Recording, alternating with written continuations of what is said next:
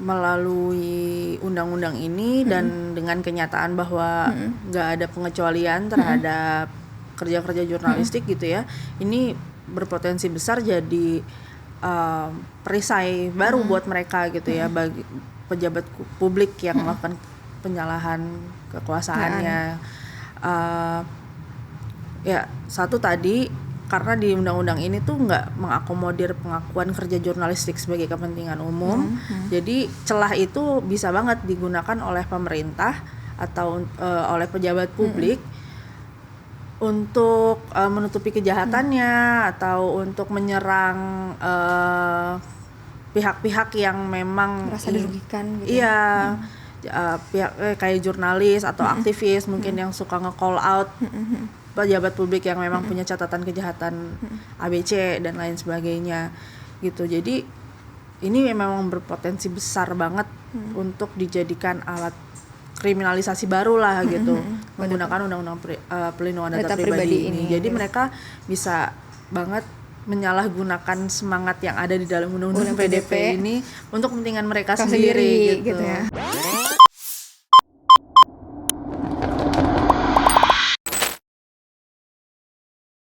Halo teman-teman, aku Syarani. Kita kembali lagi di Progresif, media alternatif dengan perspektif kelas pekerja. Gak apa-apa belum progresif, yang penting progresif. Teman-teman, kali ini aku bakalan bahas tentang ancaman pelanggaran data pribadi jurnalis dalam skema Undang-Undang Perlindungan Data Pribadi atau PDP. Sebelumnya, mungkin dari teman-teman ada yang udah tahu ataupun belum ya tentang regulasi ini. Singkatnya, Undang-Undang PDP nomor 27 tahun 2022 itu disahkan 2 tahun silam untuk memberikan perlindungan terkait pengelolaan data pribadi. Tapi nih, isi di dalamnya berpotensi akan mempengaruhi keberlangsungan kerja-kerja jurnalis di Indonesia ke depannya. Tepatnya pada pasal 65. Tertera larangan dan hukuman pidana jika memperoleh, mengungkapkan, dan menggunakan data pribadi orang lain buat kepentingan pihak perorangan atau perusahaan. Hal tersebut jadi kekhawatiran tersendiri nih dalam konteks menjamin kebebasan dan kemerdekaan media massa. Pasalnya nih, bagi para jurnalis, data pribadi seseorang itu biasanya diperlukan untuk mengungkap kasus berat kayak investigasi korupsi atau lainnya, yang mana notabene-nya jelas banget berhubungan dengan kepentingan publik, bukan untuk keuntungan pribadi jurnalis terkait atau perusahaan media mereka. Karena itu, kalau undang-undang PDP nggak ditelaah lagi, bukan nggak mungkin jurnalis berpotensi dipidanakan akibat dari produk jurnalistik mereka. Serem banget kan ya? Nah, di podcast progresif sebelumnya sempat disinggung juga. Pada dasarnya, dalam undang-undang PDP itu memang belum memberikan perlindungan buat para pekerja media dan jurnalis. Dikarenakan belum adanya kerangka khusus pengecualian dalam pemrosesan data pribadi untuk keperluan jurnalistik. Kali ini aku bakalan ngobrol langsung sama seseorang yang peduli sama isu ini. Udah ada Kak Gemma di sini yang merupakan pengacara publik dari Lembaga Bantuan Hukum atau LBH Pers. Oke, kita sapa dulu yuk narasumber kita hari ini. Udah ada Kak Gemma. Halo Kak Gemma. Halo. Hai. Gimana nih kabarnya Kak? Alhamdulillah baik. Baik ya hari ini. Oke.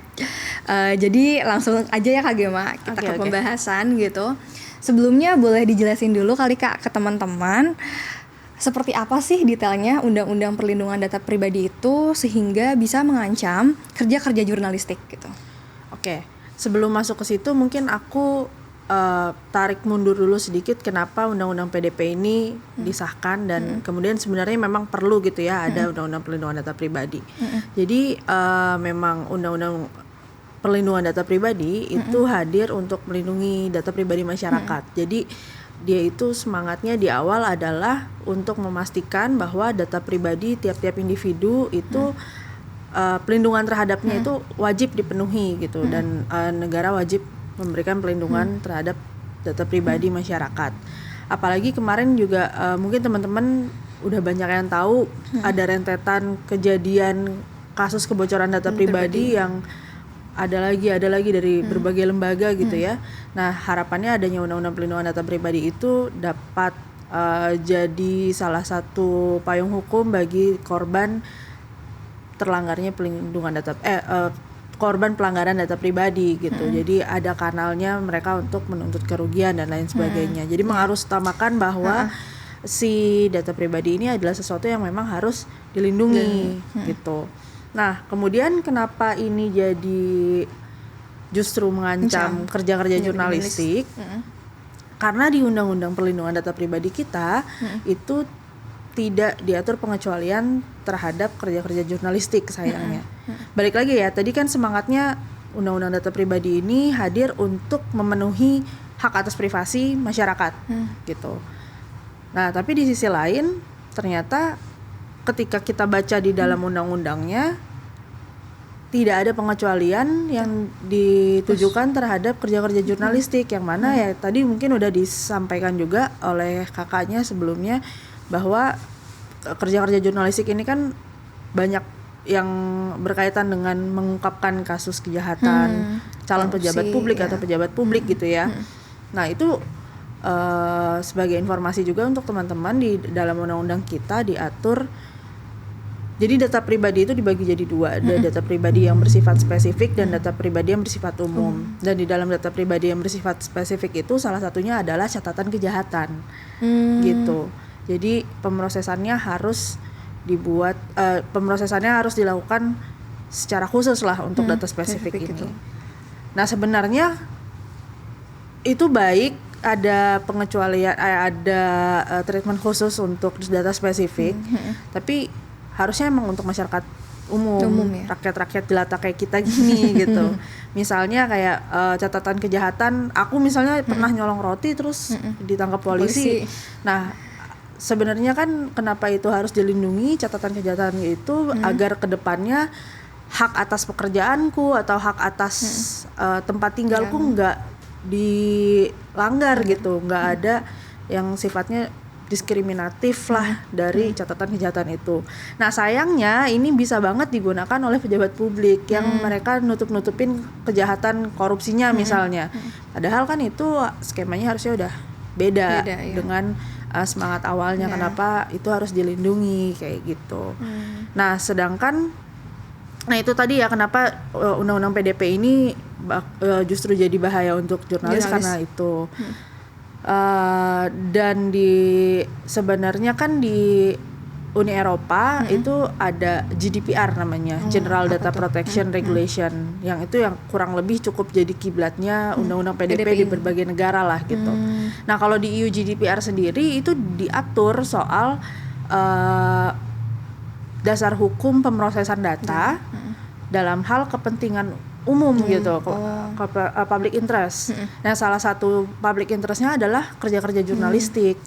Jadi kalau di EU GDPR bukan cuma kerja-kerja jurnalistik atau produk jurnalistik bahkan yang diatur sebagai kepentingan umum, tapi juga aktivitas akademik sampai kesenian dan literasi yang kayak gitulah terakomodir pengecualiannya. Jadi kalau kita mau bikin penelitian dan mengungkap suatu data atau identitas orang tertentu, ya nggak masalah, nggak dianggap melanggar gitu, data pribadi. Nah, lain halnya dengan undang-undang PDP yang kepentingan umum sebenarnya diatur di dalam undang-undang PDP, tapi redaksinya adalah kepentingan umum untuk penyelenggaraan negara.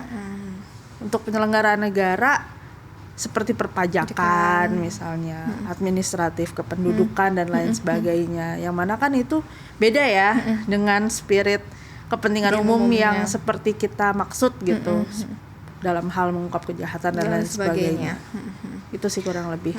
Nah, sebenarnya tuh Kak, apa aja jenis-jenis pelanggaran data pribadi secara spesifik yang memungkinkan didakwakan kepada para jurnalis dan media dengan adanya si undang-undang PDP ini gitu Kak? Oke. Itu tadi ya sebelumnya sempat aku mention bahwa data pribadi yang diatur dalam undang-undang pelindungan data pribadi kita adalah salah satunya soal catatan kejahatan sebagai salah satu data spesifik yang harus dilindungi gitu. Nah, kalau misalkan ditanya pasal apa yang benar-benar bisa banget didakwakan ke teman-teman jurnalis dalam melakukan kerja-kerja jurnalistiknya itu diatur di dalam pasal 65 ayat 2 Undang-Undang Perlindungan Data Pribadi yang bunyinya setiap orang dilarang secara melawan hukum mengungkapkan data pribadi yang bukan miliknya. Udah gitu aja gitu. Benar-benar nggak ada pengecualian untuk kerja-kerja jurnalistik atau layernya apa sih data pribadi yang dimaksud diungkapkan di sini yang bukan miliknya gitu. Jadi kalau misalnya balik lagi ke pengaturan soal catatan kejahatan sebagai data spesifik yang harus dilindungi dan kita tahu kerja-kerja jurnalistik tuh banyak banget yang bikin in-depth report misalnya suatu kejahatan yang dilakukan oleh si A gitu kan. Nah, dengan adanya pasal tersebut setiap orang dilarang secara melawan hukum mengungkapkan data pribadi yang bukan miliknya, ya bisa banget langsung ngeklaim bahwa ini media A gitu ya. Mengungkap data pribadi saya, catatan kejahatan saya gitu. Meskipun bukan fitnah, memang benar catatan kejahatan yang dia lakukan gitu. Karena kan memang catatan kejahatan jadi salah satu data pribadi yang harus dilindungi gitu. Nah, tapi kalau misalkan dalam kasus yang maksudnya pengungkapan seseorang gitu ya, maksudnya pejabat publik yang punya kasus kan itu seharusnya nggak jadi masalah ya Kak, karena kan itu berhubungan sama kepentingan publik ya, informasinya dibutuhkan gitu. Iya, apalagi kalau misalnya itu pejabat publik atau calon pejabat publik itu kan mereka dalam mengemban atau melakukan kerja-kerjanya berhubungan langsung sama hajat masyarakat, hajat kita gitu ya. Intinya nasib kita tuh ditentukan sama mereka nantinya. Jadi track record dia jadi matters banget untuk diketahui sama pejabat sama publik. Umum gitu, sama publik. Jadi ya itu udah jadi hak atas informasi bagi umum, bagi publik tentang bagaimana catatan dia di masa lalunya gitu. Beda sama yang tadi aku kasih gambaran, misalnya aku punya melakukan kriminal kecil gitu, yang mana itu nanti bisa berdampak pada hak atas pekerjaanku ke depannya dan lain sebagainya, kayak gitu. Kalau misalkan yang berhubungan sama pribadi seseorang yang kayak kita gini itu nggak jadi masalah gitu ya kan, memang harus dilindungi gitu, karena bisa jadi diskriminatif kan. Nah tapi kalau misalnya hubungannya sama pejabat publik itu udah jadi hak untuk publik ketahui gitu ya. Betul. Nah, sejauh mana pejabat itu bisa berlindung di balik perlindungan data pribadi ketika melakukan penyalahgunaan kekuasaan seperti kasus-kasus korupsi dan lain sebagainya gitu, Kak? Iya, melalui undang-undang ini dan dengan kenyataan bahwa nggak ada pengecualian terhadap kerja-kerja jurnalistik gitu ya, ini berpotensi besar jadi perisai baru buat mereka gitu ya, bagi pejabat publik yang melakukan penyalahan kekuasaannya. Ya satu tadi karena di undang-undang ini tuh nggak mengakomodir pengakuan kerja jurnalistik sebagai kepentingan umum, jadi celah itu bisa banget digunakan oleh pemerintah atau oleh pejabat publik untuk menutupi kejahatannya atau untuk menyerang pihak-pihak yang memang merasa dirugikan gitu. Iya, pihak kayak jurnalis atau aktivis mungkin yang suka nge-call out pejabat publik yang memang punya catatan kejahatan ABC dan lain sebagainya gitu. Jadi ini memang berpotensi besar banget untuk dijadikan alat kriminalisasi baru lah gitu, menggunakan undang-undang perlindungan data pribadi ini. Jadi mereka bisa banget menyalahgunakan semangat yang ada di dalam undang-undang PDP ini untuk kepentingan mereka sendiri gitu ya. Yang seharusnya ini bisa melindungi data pribadi seseorang gitu. Tapi kan kalau pribadi seseorang kayak kita sama pejabat beda ya maksudnya. Iya, betul. Nah, kalau misalkan nantinya kerja-kerja jurnalistik itu tuh terancam gitu kan, dan katakanlah dalam artian dibatasi gitu kerja-kerjanya, itu otomatis kan sebenarnya bakalan mengancam kepentingan publik untuk mendapatkan hak atas informasi publik sebenarnya gitu kan. Nah terus padahal dalam artian di negara kita yang menganut sistem demokrasi kayak gini udah jadi sesuatu hal yang harus didapatkan gitu, di mana publik mendapatkan informasi yang secara transparan gitu dan akuntabilitasnya terjamin gitu kan. Tapi kalau misalkan nih Kak nantinya jurnalis bakalan dipidanakan gitu, bagaimana nih kira-kira hak publik atas informasi-informasi jurnalistik yang sifatnya kritis gitu? Oke, uh, mungkin aku izin untuk menjelaskan sedikit ya soal konsep pemenuhan HAM. Jadi memang pemenuhan hak atas privasi dan pemenuhan hak atas informasi ini sering berkelindan gitu satu sama lain. Ketika kita mendorong pemenuhan hak atas informasi, kerap kali itu dianggap melanggar hak atas privasi pihak lain gitu. Begitu juga sebaliknya, ketika kita mendorong adanya hak atas privasi, itu dianggap melanggar hak atas informasi bagi pihak lain dan lain. Begitulah kurang lebih konsepnya. Nah, tapi balik lagi ke konsep pemenuhan HAM-nya. Jadi setiap aspek-aspek hak yang masuk di dalam ruang lingkup hak asasi manusia ini kan memang pemenuhannya harus dijamin satu sama lain gitu ya. Jadi kita nggak bisa mendahulukan hak yang satu dan meninggalkan hak yang lain untuk memenuhi HAM itu sendiri. Nah, untuk itu tapi balik lagi juga kita harus lihat hak atas informasi ini kan sifatnya untuk kepentingan umum gitu ya. Dan di sisi lain hak atas informasinya ini menyangkut dengan hak atas privasi pejabat publik katakanlah. Tapi itu udah dianggap bukan jadi bagian dari hak atas privasi pejabat publik lagi. Jadi gugur karena ya dia udah akan mengemban pekerjaan sebagai pejabat publik yang nantinya menentukan nasib banyak orang dan lain sebagainya. Jadi yang memang harus dalam konteks seperti itu hak atas privasi dia sebagai pejabat publik ya benar tadi gitu gugur gitu ya. Nah, jadi intinya memang pemenuhannya harus sama-sama diperhatikan dan dalam konteks seperti ini apabila kepentingan umum dan kaitannya dengan pejabat publik tadi ya memang harus diprioritaskan hak atas informasi bagi kepentingan umumnya seperti itu. Sekarang posisinya kalau misalkan kriminalisasi itu akan terjadi lagi menggunakan undang-undang PDP. Undang-undang PDP bakal jadi alat kriminalisasi baru gitu ya dengan pasal-pasal karet baru lagi. Jadi bukan UU ITE doang nanti yang mengancam kerja-kerja jurnalistik atau kebebasan berekspresi secara general, tapi juga ada undang-undang PDP yang mana itu akan jadi presiden buruk lagi ke depannya gitu. Ya, UU ITE kan juga dulu semangatnya untuk melindungi dari kejahatan cyber dan lain sebagainya gitu ya.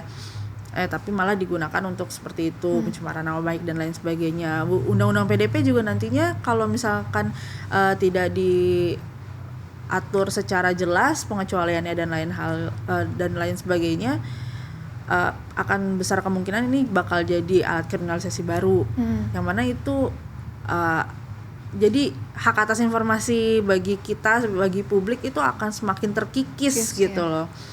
Gitu.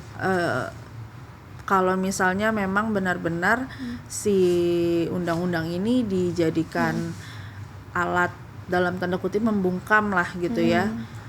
Dan ya itu tadi jadi terkikis sih hak atas informasi bagi publiknya. Ya otomatis jadinya ya kalau misalkan kayak gitu kemungkinannya kecil ya kan adanya maksudnya berita-berita yang sifatnya kritis gitu yang dibuat sama si jurnalis ini gitu karena dikhawatirkannya ya kalau misalkan nanti mereka membuat berita-berita yang kritis ya bakal dipidanakan dengan si undang-undang PDP ini gitu kan. Seperti apa ya Kak gambaran LPNK ini sebagai penyelenggara perlindungan data pribadi itu. Nah, kira-kira apakah lembaga itu memungkinkan untuk lebih mempersempit lagi kebebasan jurnalis dalam ya menjalankan tugasnya gitu Kak? Oke, jadi di dalam undang-undang PDP ini kan memang mengamanatkan untuk adanya lembaga pengawas PDP ini ya, yang mana sayangnya ternyata bertanggung jawab langsung kepada presiden. Jadi dia di bawah presiden langsung gitu. Padahal yang diharapkan oleh teman-teman dulu yang ikut advokasi pengesahan undang-undang PDP juga lembaga ini tuh independen gitu loh, benar-benar independen. Jadi minim intervensi dari pihak manapun. Nah, gunanya lembaga pengawas ini juga sebenarnya di awal itu adalah untuk mengawasi implementasi undang-undang PDP lah, kurang lebih seperti itu ya.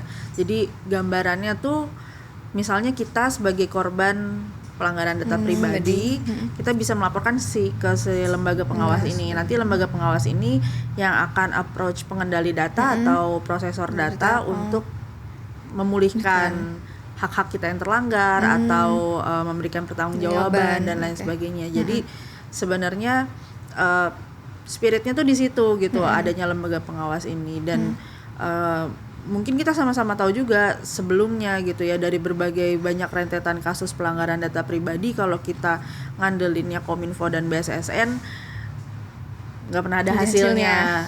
Jadi masih cukup berharap adanya lembaga pengawas ini jadi satu jawaban gitu kan, implementasi UU PDP ini bisa dijalankan secara maksimal. Tapi kalau misalkan kaitannya ke kerja-kerja jurnalistik, balik lagi ini besar juga kemungkinannya akan mempersempit kerja jurnalistik gitu ya. Tapi memang ada potensi-potensi lain, atau bisa jadi lembaga pengawas ini yang akan jadi tempat yang menyatakan bahwa oh ini untuk kepentingan umum, jadi nggak masalah lah gitu, ini bukan data pribadi dan lain sebagainya. Yang mana kita harapkan bisa berperan seperti itu ya. Tapi kalau ditanya apakah ini berpotensi mempersempit kerja-kerja jurnalistik atau mereka bisa mengintervensi kerja-kerja jurnalistik, ya tentu aja potensi itu selalu ada gitu. Apalagi balik lagi sekarang lembaga ini di bawah presiden langsung gitu. Jadi memang besar sih kemungkinannya. Ya karena kan maksudnya kerja-kerja jurnalistik itu sendiri kan seringkali mengkritisi kebijakan-kebijakan yang berhubungan sama kekuasaan gitu, yang mana notabene ya presiden, pemerintahan secara khususnya gitu kan. Nah kalau misalkan nantinya ini di bawah presiden gitu, bukan nggak mungkin gitu ke depannya kerja-kerja jurnalistik yang seharusnya independen, alhasil bakal ada intervensi yang berhubungan dengan kekuasaan gitu ya kayak. Makanya pengen nih si undang-undang PDP ini tuh setidaknya bisa untuk ada pengecualian gitu untuk kerja-kerja pers sendiri gitu ya. Betul. Nah sebenarnya kan Kak, kalau misalkan media itu sendiri tuh udah punya skema tersendiri gitu. Ketika pihak-pihak yang merasa dirugikan dengan kerja-kerja jurnalistik suatu media tertentu gitu, yang dimana nantinya akan diurusi oleh mekanisme yang udah ada di Dewan Pers gitu. Lantas gimana jadinya si mekanisme yang udah ada ini kalau misalkan nanti ada nih gitu lembaga pengawas undang-undang PDP gitu. Nah, bukankah nantinya memungkinkan adanya gesekan dari segi implementasi atau aturan maupun lembaganya gitu? Ya, balik lagi kita sebenarnya berharap antara Dewan Pers dengan lembaga pengawas yang nantinya akan ada gitu ya, bisa saling support gitu. Idealnya kan gitu. Misalnya Dewan Pers udah membuat suatu mekanisme sendiri yang mengatur soal pelindungan data pribadi yang harus diperhatikan oleh teman-teman jurnalis. Itu bisa di cross check pemenuhannya oleh si lembaga pengawas ini nantinya, dan begitu juga sebaliknya. Sebenarnya yang kita harapkan tuh kolaborasinya dalam kerja-kerja jurnalistik atau kerja-kerja pers, dua lembaga ini tuh bisa saling support dalam hal kayak gitu ya? Bersinergi, betul. Nah, kemungkinan gesekan itu pasti ada banget, karena balik lagi ke pertanyaan sebelumnya, apakah ini juga ada potensi justru mengintervensi kerja-kerja jurnalistik, kan aku bilang tadi ada gitu ya. Potensinya selalu ada, mengingat salah satu alasannya juga karena lembaga ini nantinya di bawah presiden langsung. Dan kita sama-sama tahu lah kalau misalkan intervensi dari pihak pemerintah tuh kayak gimana. Nah terus jadi ya akan ada gesekan, potensinya juga ada gitu. Entah itu misalnya nanti Dewan Pers bilang ini sudah memenuhi standar penulisan jurnalistik dan lain sebagainya, ini sudah memenuhi kode etik jurnalistik, nggak melanggar, dan ini adalah produk jurnalistik. Tapi di satu sisi misalnya si lembaga pengawasnya ini menyatakan bahwa ini melanggar undang-undang PDP gitu. Jadi potensi gesekan itu memang tetap ada gitu ya. Meskipun ya balik lagi harapannya sih mereka justru bisa saling bersinergi dan berkolaborasi, saling support dan memastikan bahwa nggak ada hak yang terlanggar satu sama lain kayak gitu. Oke, lanjut lagi Kak. Nah, lembaga penyelenggara PDP ini nanti mungkin akan memiliki aturan-aturan turunannya sendiri ya Kak, selain peraturan presiden dan peraturan pemerintah. Gimana posisi aturan-aturan itu terhadap kode etik Dewan Pers yang tadi mungkin sempat disinggung juga sama Kakak ya, maksudnya udah ada mekanismenya sendiri gitu. Ya, sebenarnya harusnya itu bisa jadi kalau misalkan ditanya peraturan-peraturan tersebut posisinya kayak gimana, itu harusnya mereka bisa saling berdiri sendiri gitu ya, tanpa melanggar satu sama lain. Tapi ya itu tadi mungkin yang perlu dicek adalah gimana ini bisa jadi saling support justru aturan-aturan yang diatur oleh Dewan Pers soal bagaimana melakukan kode etik jurnalistiknya dengan bagaimana ya aturan-aturan yang nantinya akan dikeluarkan oleh si lembaga pengawas ini. Nah, sebelumnya kan juga udah dibahas nih kalau misalnya di undang-undang ini tuh nggak ada pengecualian terhadap kerja jurnalistik gitu ya. Nah, harapannya di aturan-aturan turunannya nanti setidak-tidaknya ada mekanisme yang mengatur soal, ada aturan yang mengatur soal mekanisme apakah ini suatu produk jurnalistik yang melanggar perlindungan data pribadi atau tidak. Kurang lebih kayak gitu. Jadi harusnya sih bisa tetap sama-sama berdiri, aturan yang keluar dari Dewan Pers maupun yang keluar dari lembaga pengawas ini bisa jadi sama berdiri sendiri tanpa ada intervensi ke satu sama lain gitu. Ya. Harapannya kayak gitu. Jadi itu butuh maksudnya proses yang cukup panjang juga kali ya. Benar, untuk dan bisa emang menyinergikan dan aturan kedua pihak harus ini. Selalu melibatkan satu sama lain juga jadinya dalam membuat peraturan gitu. Jadi nanti si lembaga pengawas ini ya harus secara sadar bahwa interseksi isu PDP ini kan sebenarnya luas banget ya. Salah satunya adalah dengan isu pers gitu. Ya. Makanya nanti dalam membuat aturan turunan atau aturan-aturan lain yang keluar dari lembaga pengawas ini, diharapkan lembaga pengawas ini punya kesadaran yang cukup untuk melibatkan berbagai sektor tadi. Nah, dalam konteks pers ya melibatkan Dewan Pers misalnya untuk menyinergikan hal itu gitu ya. Aturan-aturan yang memang sudah ada dan sudah diimplementasikan selama ini di Dewan Pers dan lain sebagainya. Kan nggak mungkin juga maksudnya kayak kalau misalnya udah ada kode etik tersendiri di Dewan Pers gitu, terus ada lembaga pengawas tiba-tiba jadi nggak berlaku nih gitu sih kode etiknya kan. Nggak mungkin juga seperti itu ya Kak. Oke ya, apakah kode etik jurnalistik yang ada sekarang itu tuh udah melindungi data pribadi seperti privacy, data anak, dan pengalaman traumatis gitu Kak? Ya, sebenarnya sudah diatur ya kalau di dalam kode etik jurnalistik yang existing untuk hal-hal seperti data anak, privasi individu dan pengalaman traumatis seseorang gitu. Dan itu memang jadi concern kita juga selama ini karena masih banyak juga beberapa media yang tidak memperhatikan dari situ.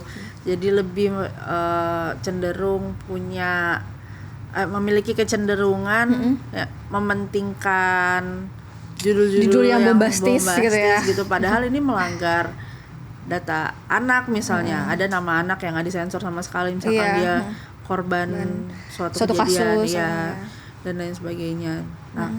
Nah, kode etik jurnalistik yang existing itu sebenarnya sudah mengatur hal itu untuk tidak dan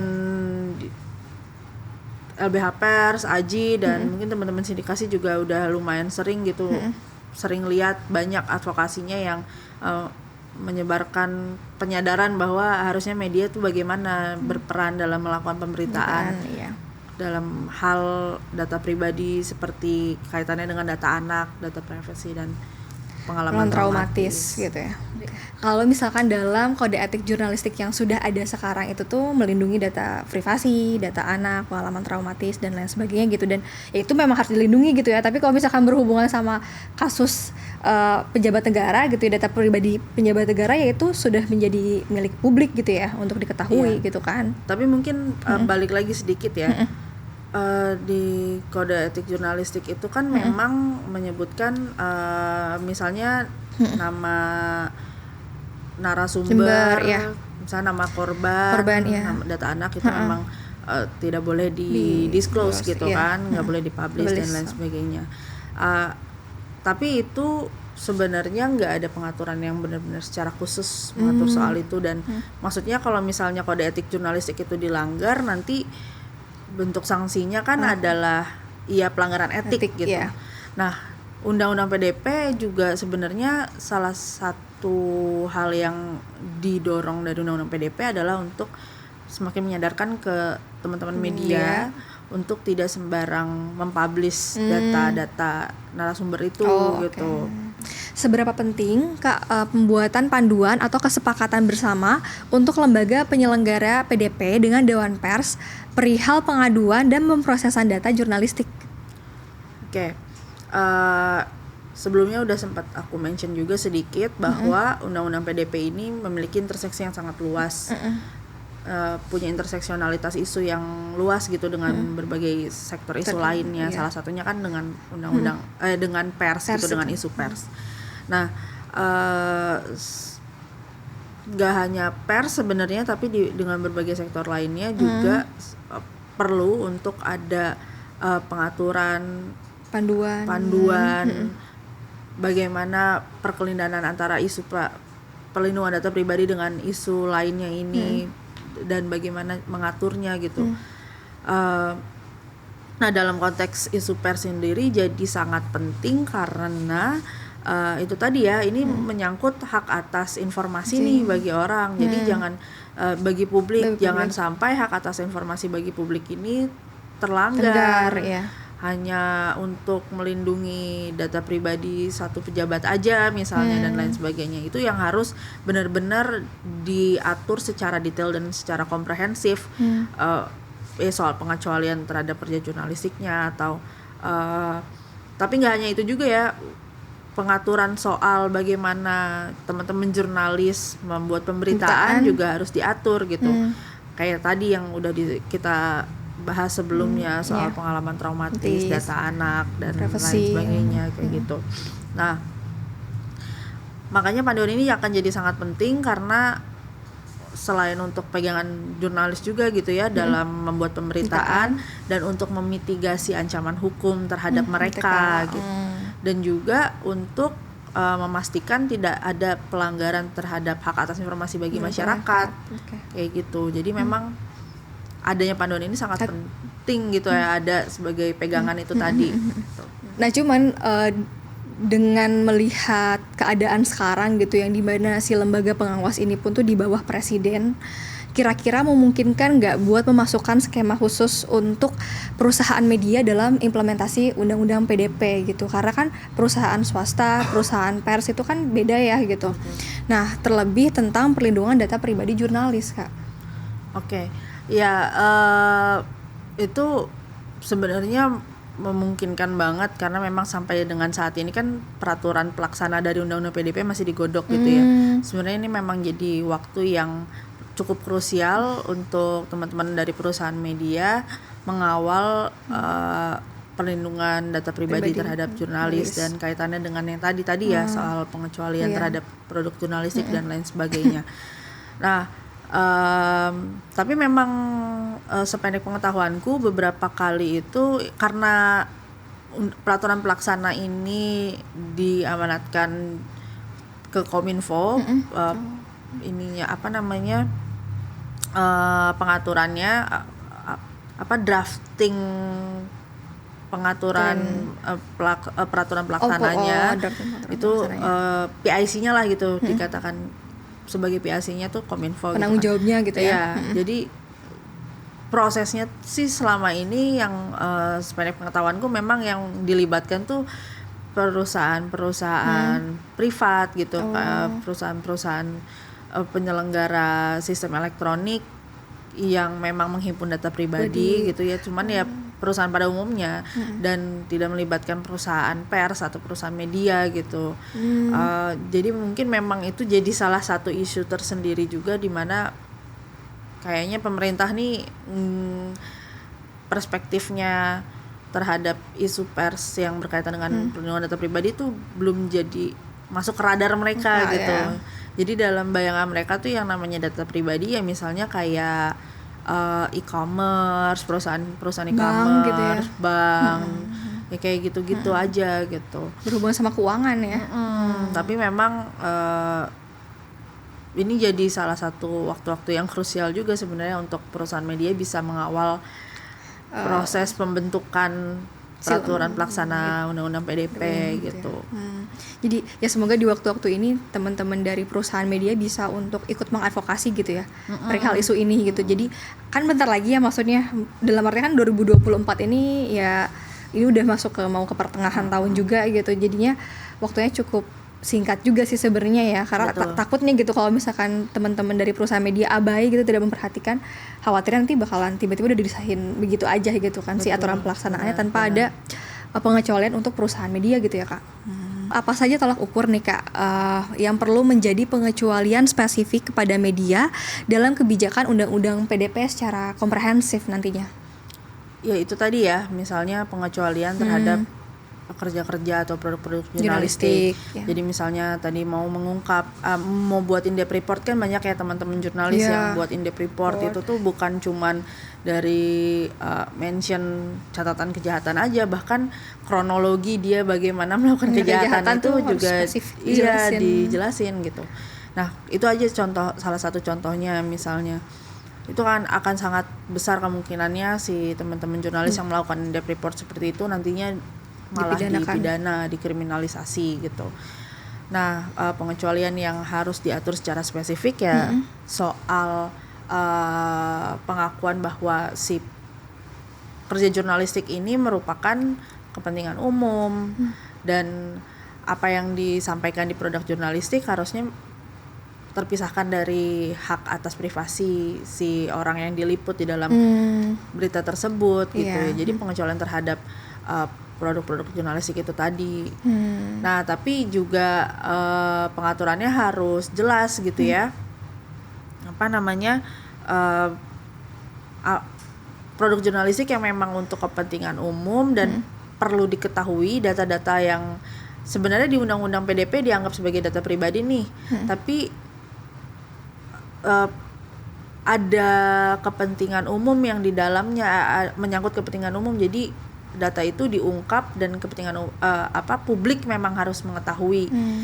Nah itu juga batasannya harus jelas dengan data pribadi yang kayak urusannya dengan memang pribadi gitu, narasumber yang misalnya nggak mau didisclose identitasnya dalam kaitannya kerja-kerja pers dengan undang-undang perlindungan data pribadi ini adalah mengatur soal batasan-batasan misalnya produk jurnalistik ini mengungkap data pribadi pejabat publik A misalnya, tapi memang data pribadi tersebut diungkapkan karena memang butuh diungkapkan dan gitu karena memang publik berhak tahu adanya hal tersebut terjadi di pejabat publik mereka begitu.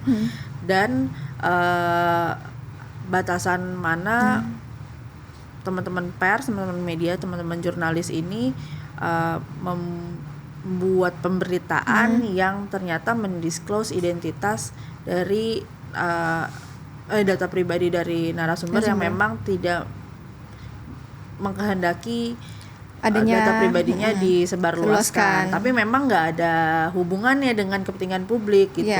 Nah itu kan beda harus ada case gitu maksudnya. Ya. Jadi maksudnya kan kalau misalkan data pribadi yang sifatnya perseorangan narasumber gitu, kayak misalkan wawancara yang kasus kekerasan seksual atau misalkan kasus-kasus lainnya, itu ya kalau misalkan nggak pengen disebutin ya emang sudah menjadi suatu keharusan gitu kan untuk melindungi gitu, untuk melindungi si narsum. Tapi kalau misalkan yang berhubungan dengan pengungkapan kasus aktor pejabat publik gitu, yaitu gak boleh untuk jadinya anonim gitu misalkan, atau gak boleh hanya inisial saja atau seperti apa gitu, tapi kan memang harus disebutkan namanya gitu kan, karena memang udah jadi hak konsumsi bagi publik untuk mengetahui hal tersebut gitu. Jadi memang itu yang harus benar-benar diatur gitu ya dalam peraturan pelaksananya nanti. Iya sih.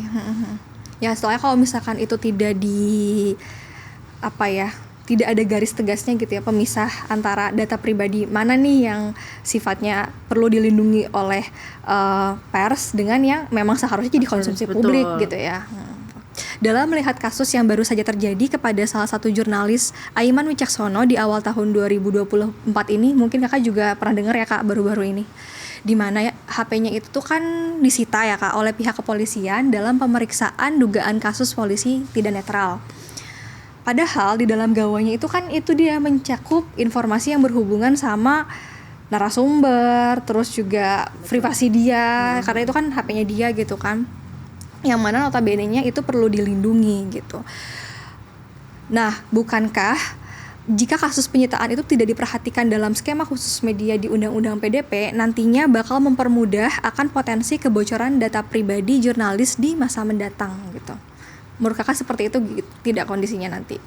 Ya, kalau di dalam kasus Aiman sendiri kan sebenarnya memang ada kekhawatiran data-data narasumber yang memang udah ada di dalam gawai dia jadi bisa diakses sama polisi gitu ya, karena kemarin isunya adalah soal penyitaannya gitu. Dan mengingat Aiman sendiri juga di luar kasus yang disangkakan kemarin kan dia adalah seorang jurnalis gitu dulunya, yang beberapa kali memang membongkar banyak kasus lah dan lain sebagainya gitu, yang mana ya jadi ya udah kita sama-sama tahu mungkin di dalam gawainya banyak data-data yang penting yang harus dilindungi, data sensitif yang memang nggak bisa sembarang orang tahu gitu, bisa sembarang orang akses, bahkan polisi sekalipun kayak gitu. Nah, isu utamanya adalah kalau berkaca dari kasus Aiman ini, jadinya itu ya, kalau ya mungkin yang kemarin disangkakan ke Aiman nggak langsung terhadap kerja-kerja jurnalistik, cuman kalau misalnya mengingat dia adalah tadinya jurnalis, jadi isu utamanya adalah banyak jurnalis yang memang di dalam gawainya tuh memiliki informasi atau data pribadi narasumber dan hal-hal lain lah, banyak tersangka kasus apa gitu kan. Dan apalagi kan jurnalis sebenarnya gadgetnya itu ya alat kerjanya kan, jadi memang soal penyitaan dan lain sebagainya itu harus jadi concern tersendiri juga gitu ya. Nah, tapi balik lagi sebenarnya di kasus kemarin atau kasus-kasus penyitaan pada umumnya, concern utamanya adalah not necessarily untuk jurnalis aja sebenarnya, untuk masyarakat pada umumnya juga sering terjadi gitu ya praktik-praktik penyitaan sewenang-wenang dari pihak kepolisian yang sedikit banyak sebenarnya melanggar hukum acaranya gitu, melanggar KUHAP, nggak sesuai dengan prosedur yang diatur di dalam KUHAP. Nah itu isu tersendiri sebenarnya soal penyitaannya, tapi akan jadi semakin lebih mengkhawatirkan lagi apabila yang mengalami penyitaan ini jurnalis gitu, karena ini menyangkut banyak hal lain gitu di dalam gawai itu. Dan di dalam penyitaan itu sendiri kan sebenarnya penyitaan bukti elektronik gitu ya istilah yang digunakan, itu juga harus jelas sebenarnya apa yang disita, apakah itu gawainya doang kemarin atau segala sesuatu yang ada di dalamnya, sosial medianya atau apanya gitu. Jadi itu sebenarnya ini sangkutannya dengan isu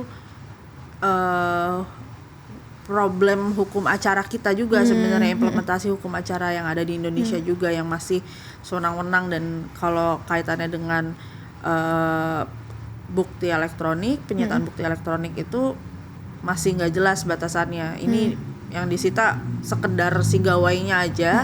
Kalau misalkan emang disita gawainya kan berarti polisi nggak punya wewenang untuk membuka, mengakses apa yang ada di dalamnya gitu kan. Nah kayak gitulah kurang lebih. Jadi memang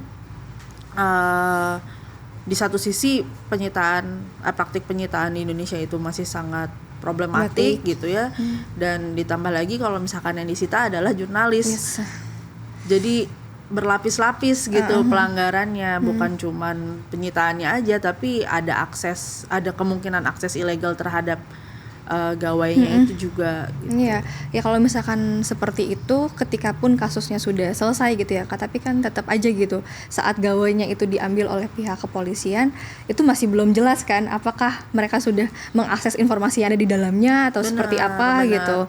Dan kalau kayak gitu bukan nggak mungkin bahwasannya si data yang ada di dalam HP-nya itu atau gawainya ini mengalami kebocoran data gitu ya. Kayak gitu. Nah, Lanjut Kak, sorry. Sedikit ya nambahin. Dan bentuk pelanggaran data pribadi yang dialami sama jurnalis kan sebenarnya nggak serta-merta kayak apa yang dialamin Aiman aja ya, dalam hal penyitaan handphone. Terus handphonenya jadi di dalamnya ada data-data narasumber, terus berpotensi data-data yang ada di handphone tersebut bocor dan lain sebagainya. Ada akses ilegal. Kayak kenapa disebut ilegal, karena proses penyitaannya dari awal udah nggak benar dan lain sebagainya gitu. Nah, tapi bukan itu doang sebenarnya bentuk pelanggaran data pribadi yang dialami oleh jurnalis. Dari beberapa hal, beberapa pengalaman pendampingan yang LBH Pers sudah lakukan selama ini, paling banyak tuh justru bentuknya peretasan misalnya. Peretasan atau doxing. Apalagi ke jurnalis-jurnalis perempuan gitu ya, dimana kalau misalkan doxing itu salah satu hal yang diserang adalah keperempuanannya gitu loh. Dia sebagai perempuan dan itulah salah satu bentuk-bentuk atau jenis-jenis pelanggaran data pribadi yang biasanya dialamin sama jurnalis. Jadi bukan soal kebocoran data pribadi karena gawainya disita paksa gitu ya, sebagai bentuk upaya paksa dari pihak kepolisian dan lain sebagainya. Tapi juga bentuknya kayak tadi peretasan, doxing tadi ya. Doxing gitu.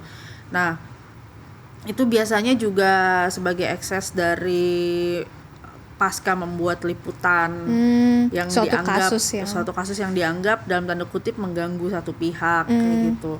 Mungkin kalau misalkan aku boleh ambil satu contoh kasus peretasan yang cukup besar waktu itu terjadi ke teman-teman narasi. Waktu itu kurang lebih ada sekitar 37-an atau berapa gitu ya, aku lupa pastinya, yang diretas handphonenya dalam waktu yang bersamaan pasca narasi mengeluarkan liputan soal kepolisian lah dan lain sebagainya. Dan itu nggak ke teman-teman narasi aja sebenarnya, pelanggaran data pribadi dalam bentuk peretasan atau doxing dan lain sebagainya juga terjadi ke teman-teman media yang lain gitu. Nah itu kan kalau bentuknya peretasan baik, kalau misalkan yang terjadi ke website media itu berarti pelanggaran data pribadinya bukan cuman mengganggu si media itu sendiri, tapi juga mengganggu hak atas informasi orang-orang lain publik, gitu kan, hak atas informasi publik karena ada serangan terhadap media tersebut. Dan kalau doxing juga itu serangan personal malah ya, ke jurnalisnya langsung gitu. Data pribadinya diungkap, data-data pribadi yang tidak dikehendaki diungkap gitu. Terus biasanya pasca doxing juga diikuti dengan adanya ancaman kekerasan atau bahkan kekerasan gitu-gitu yang membuat terkikisnya hak atas rasa aman bagi si jurnalis ini. Jadi sebenarnya kalau kita ngomongin soal pelanggaran data pribadi yang terjadi terhadap jurnalis, itu bentuknya bukan kayak yang itu doang gitu, bukan yang kayak apa yang terjadi sama Aiman aja, tapi juga ada kasus-kasus lainnya banyak gitu lah gitu, yang berhubungan sama pelanggaran data pribadi gitu ya. Jadi kalau kita ngomongin si isu PDP secara besar dalam kaitannya dengan kerja-kerja jurnalistik, itu teman-teman pers tuh terhimpit dari berbagai sisi gitu. Di satu sisi mereka teman-teman jurnalis itu berpotensi dikriminalisasi dengan undang-undang yang tanpa ada pengecualian terhadap kerja-kerja produk jurnalistik. Di sisi lain mereka jadi korban terhadap pelanggaran pelanggaran data pribadi itu sendiri gitu. Di satu sisi dia jadi dianggap sebagai pelaku, di sisi lain dia juga bisa jadi korban gitu. Dan bahayanya ketika itu sudah mempengaruhi serangan kesehatan mental lah, terus serangan fisik dan lain sebagainya, kan banyak juga yang kejadian kayak gitu ya Kak. Salah satunya doxing itu ya. Doxing seperti itu bahaya banget. Nah dengan banyaknya kasus kebocoran data gitu yang udah terjadi kepada para jurnalis, menurut kakak seperti apa pentingnya prosedur untuk mengatasi kebocoran data terhadap para jurnalis ke depannya gitu? Ya, prosedur atau mekanisme pengamanan data untuk jurnalis ini juga jadi salah satu hal yang harus diperhatikan gitu ya. karena itu tadi mereka jadi salah satu kelompok yang sangat rentan dalam melakukan kerja-kerjanya. Yep. Dan jadi lebih harus jadi perhatian, karena kalau jurnalis ini nggak soal kebocoran data tuh bukan cuman terhadap dirinya sendiri, tapi ada kepentingan narasumber, kepentingan pihak-pihak lain yang memang mereka libatkan dalam melakukan kerja-kerja jurnalistik gitu. Jadi ya jadi penting banget untuk diatur prosedur secara komprehensif untuk melindungi data-data si jurnalis itu sendiri. Karena ya itu tadi ya, bukan ke individu jurnalisnya seorang aja gitu loh, karena mereka juga menyimpan data narasumber atau informasi-informasi lain yang sebenarnya harusnya di-keep dulu dan lain sebagainya lah gitu. Jadi ya kayak gitulah kurang lebih. Ya maksudnya kan walaupun dalam artian di dalam si gawainya itu sendiri tuh ada info-info mengenai siapa saja misalkan tersangka dari kasus korupsi dan lain sebagainya, tapi kan ada waktunya, ada timingnya, dan harus sesuai dengan mekanisme kerja jurnalistik gitu. Nggak bisa sembarangan dengan menyita gawainya terus kayak misalkan langsung mengetahui informasi itu. Jadi nantinya bisa aja si informasi yang didapatkan oleh si pihak yang berkepentingan ini jadiin serangan, maksudnya kayak jadi si data yang ada tuh jadiin serangan untuk si jurnalis ini agar tidak jadi meliput kasus tersebut misalkan gitu ya Kak. Pasti kan juga udah ada strategi tersendiri gitu ya dalam melakukan peliputannya, dalam mengungkapkan kasus-kasusnya dan lain sebagainya. Jadi kalau misalkan memang itu semua informasi itu sudah didisclose sebelum waktunya jadi nggak ada artinya juga nanti ke depannya gitu loh. Jadi memang itu risiko-risiko yang sangat besar kemungkinannya terjadi ke teman-teman jurnalis. Nah, penting banget untuk adanya prosedur pengaman lah gitu ya, berkaitan sama kebocoran data pribadi jurnalis ini sendiri gitu. Nah Kak, sebenarnya kan kalau melihat pekerja jurnalis itu sendiri itu kan nggak semuanya tetap ya, nggak semuanya mereka ada di media mainstream gitu, media secara umum yang sudah ada kerja secara tetap dan lain sebagainya gitu. Nah tapi ada juga teman-teman jurnalis yang masih bekerja secara lepas gitu. Nah melihat kondisi para jurnalis yang notabene nggak semuanya tetap itu, dan ada juga para pekerja lepas gitu di dalamnya, kira-kira seberapa penting memasukkan mekanisme perlindungan data pribadi bagi mereka di kerangka khusus media dalam Undang-Undang PDP? Ya. Oke. Ya sebelumnya kita udah udah ngobrol ya soal kenapa penting di Undang-Undang PDP, di aturan turunan PDP nanti memasukkan mekanisme terkait dengan pemberitaan, dengan kerja-kerja jurnalistik dan lain sebagainya. Nah itu tadi udah disinggung juga oleh kakaknya sebelumnya, bahwa ini jadi penting banget karena sebenarnya gini, di dalam Undang-Undang PDP itu kan juga sebenarnya sebagai salah satu bentuk penyadaran ke berbagai pihak gitu ya, bahwa kalian ini termasuk pengendali data loh, dan dan sebagai pengendali data kalian mengemban kewajiban ini. Kalian memiliki tanggung jawab ini dan lain sebagainya. Nah salah satu pengendali data itu kan si media gitu ya. Nah, perusahaan media tuh di dalam Undang-Undang PDP juga jadi salah satu pihak ya, peran yang salah satu pihak yang memiliki peran sebagai pengendali data gitu. Nah, ya berangkat dari kesadaran bahwa gue pengendali data nih, gue harus melaksanakan kewajiban, gue harus comply dengan apa yang diwajibkan di dalam Undang-Undang PDP terhadap peran gue sebagai pengendali data. Kurang lebih kayak gitu kan. Nah, dan media ini karena dia memiliki peran sebagai pengendali data, dia bukan cuma, jadi intinya kenapa dia pengendali data, dia kan menghimpun data banyak gitu ya, menghimpun data pribadi banyak pihak, bukan cuma data-data yang bersangkutan dengan pemberitaan aja, tapi juga data-data jurnalis. Nah, makanya itu jadi tanggung jawab perusahaan media juga soal keamanan dari data-data jurnalis yang berada di bawah naungan Si media itu. tersebut. Nah, meskipun ya intinya kayak gitulah ya gambaran besarnya. Tapi kan kita sama-sama tahu teman-teman jurnalis banyak yang freelance dan dianggap si media ini nggak sepenuhnya punya tanggung jawab terhadap keselamatan dan keamanan mereka gitu.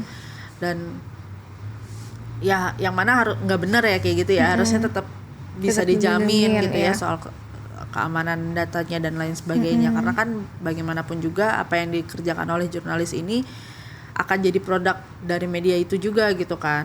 Nah, makanya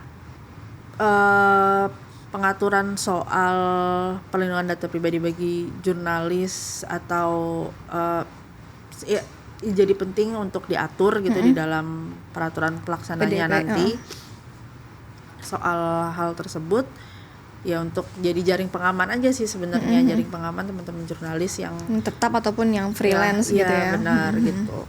Cuman ya balik lagi ya, sebenarnya undang-undang PDP ini kan mengatur soal pelindungan data pribadi bagi subjek data, yang subjek data tuh bisa siapa aja gitu. Ya. Itulah kurang lebih. Jadi sebenarnya ya ketika itu sudah memasukkan jurnalis tetap, ya artinya sebenarnya jurnalis yang lepas juga tuh itu sudah menjadi bagian dari si subjek data yang harus dilindungi juga gitu kan. Oke. Kan tadi udah disebutin juga ya kalau misalkan si media yang dalam artian sebagai pihak yang memiliki informasi data sangat banyak lah gitu, dengan tadi disebut oleh kakak sebagai pengendali data gitu, artinya kan teman-teman media ini harus lebih memperhatikan atau mengawal isu yang berkaitan sama si undang-undang PDP ini, karena nantinya berhubungan dengan kerja-kerja jurnalistik yang seperti tadi kakak sebutkan juga atau jelaskan gitu ya. Nah, apa saja hal yang perlu diperhatikan oleh media dalam mengawal langsung regulasi spesifik perusahaan media dalam undang-undang PDP ini, Kak? Oke, aku mengulang sedikit ya. Jadi tadi memang adanya undang-undang PDP ini kan harusnya menempatkan perusahaan media menyadari perannya sebagai pengendali data gitu, dan dalam beberapa hal juga harus turut comply juga dengan apa yang diatur di dalam undang-undang PDP gitu. Nah, nggak hanya itu, media juga harus menyadari kerentanan jurnalis dalam melakukan kerja-kerja jurnalistiknya. Jadi dua kesadaran itulah peran media sebagai pengendali data dan juga kesadaran atas kerentanan jurnalis gitu. Nah, berangkat dari dua kesadaran itu diharapkan perusahaan media tuh jadi membangkitkan semangat teman-teman perusahaan media untuk turut mengawal si proses pembentukan peraturan pelaksana ini yang benar-benar mengakomodir kepentingan media gitu dalam hal melakukan kerja-kerja jurnalistik, melakukan kerja-kerja pers dan lain sebagainya. Salah satu yang paling perlu dikawal adalah seperti pengecualian terhadap produk-produk jurnalistik tadi, dan juga bagaimana pengamanan terhadap data-data yang dihimpun oleh jurnalis dan lain sebagainya. Itu yang paling benar-benar perlu dikawal oleh teman-teman media agar ya jangan sampai ada loophole lah di dalam peraturan ini nantinya yang mana bisa jadi backlash ke teman-teman media sendiri gitu kan. Nah, jadi intinya media tuh harus memastikan bahwa undang-undang PDP ini hadir ya untuk memenuhi hak atas perlindungan data pribadi, tapi tanpa mengikis hak atas informasi, intinya kurang lebih kayak gitu. Oke. Nah, terus apa aja yang sudah kira-kira nih Kak, apa saja yang sudah dilakukan atau sedang dilakukan gitu ya oleh teman-teman dari LBH Pers itu sendiri dalam mengawal isu untuk memastikan si undang-undang PDP ini nggak mengurangi kemerdekaan pers itu sendiri gitu? Ya, dari awal kami bergabung ke koalisi advokasi RUU PDP dulu waktu belum disahkan gitu kan. Salah satunya adalah untuk dalam tanda kutip mengingatkan lah ke teman-teman yang lain.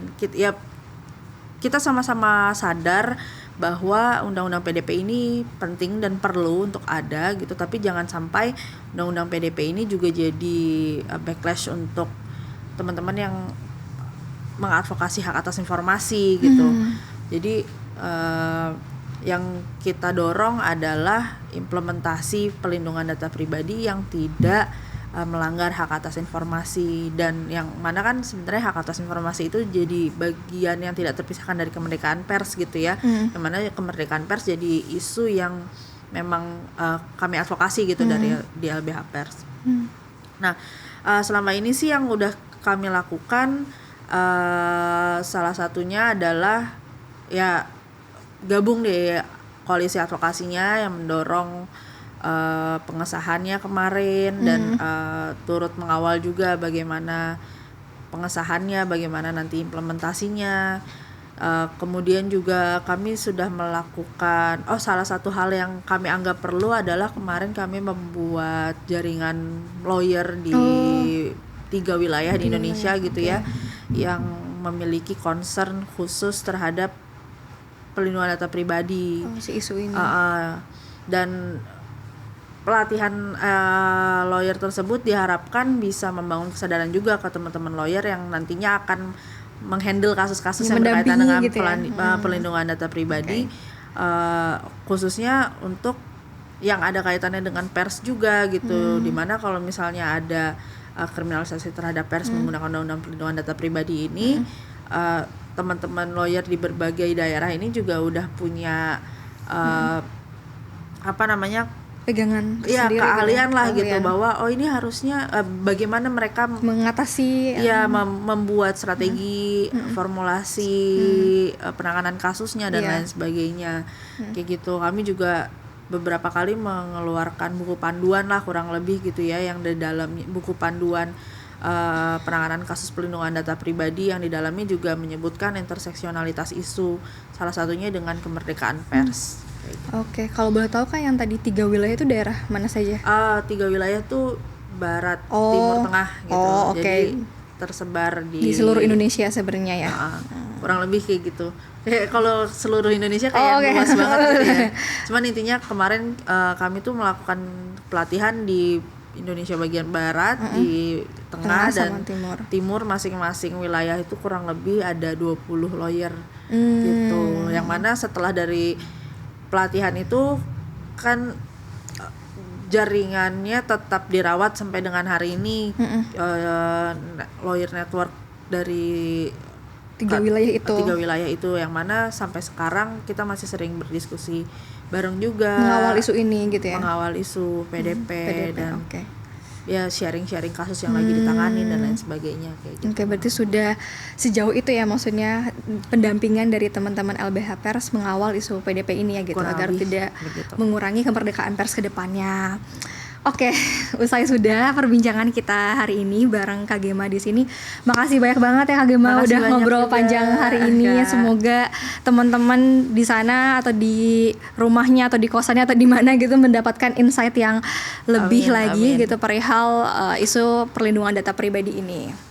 Oke nih, jadi teman-teman ya, tadi udah banyak banget bahasan yang dikasih sama Kak Gema gitu mengenai undang-undang perlindungan data pribadi ini yang dimana berpotensi mengancam kerja-kerja jurnalistik ke depannya gitu. Terlebih ada kecenderungan saat jurnalis media mengabarkan kepada publik terkait data pribadi aktor dalam liputannya, yang mana berujung akan adanya pelaporan tindak pidana. Padahal ya teman-teman, tujuan dari pemberitaan itu sendiri agar memastikan transparansi informasi kepada publik berjalan dengan semestinya. Oleh karena itu penting untuk diketahui oleh teman-teman di rumah, terus juga teman-teman jurnalis, teman-teman media lainnya agar mengetahui dan mengawal langsung isu tentang si undang-undang PDP ini, agar nantinya pelaksanaan dari undang-undang PDP ke depannya itu bisa sesuai dengan kerja-kerja jurnalistik yang seharusnya. Karena gimana pun tujuan pemberitaan itu sendiri untuk memastikan transparansi informasi kepada publik agar berjalan dengan semestinya. Oleh karena itu perlu adanya pengecualian dari si undang-undang PDP agar perusahaan media itu bisa tetap menjalankan kerja-kerja jurnalistiknya secara kritis tanpa dipengaruhi oleh intervensi siapapun termasuk pemerintah di dalamnya. Oke teman-teman, kalau misalkan ada topik selanjutnya bisa langsung aja sampaikan di kolom komentar kita ya. Sekian dari aku, terima kasih dan sampai jumpa ya.